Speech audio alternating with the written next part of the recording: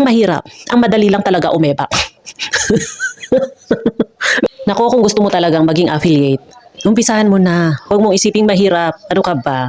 Kasi kapag umpisa pa lang, hindi ka pa nga nag-uumpisa actually eh. Iniisip mo nang mahirap, talaga mahihirapan kang mag-umpisa. Kasi hindi ka pa nagsimula, iniisip mo na agad na mahirap. Bakit hindi mo muna subukan? At kung talaga mahirap, at sa palagay mo hindi mo kaya, edi saka ka na maghanap ng ibang side hustle or extra source of income.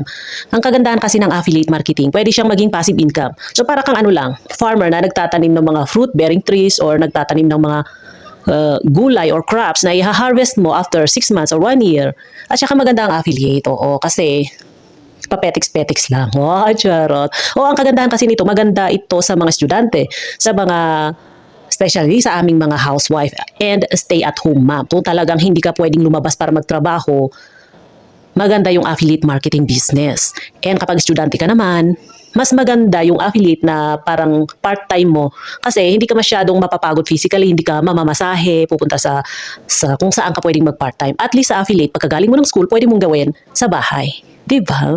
Kaya huwag mo isiping mahirap. Talagang lahat mahirap, walang madali. Kahit nga ang kumain, mahirap kasi bago ka kumain, magluluto ka muna. And after mo kumain, maghuhugas ka, diba? Unless na lang kung kakain ka sa restaurant. Pero magbabayad ka, diba? Kaya walang mahirap. Ang madali lang talaga umeba.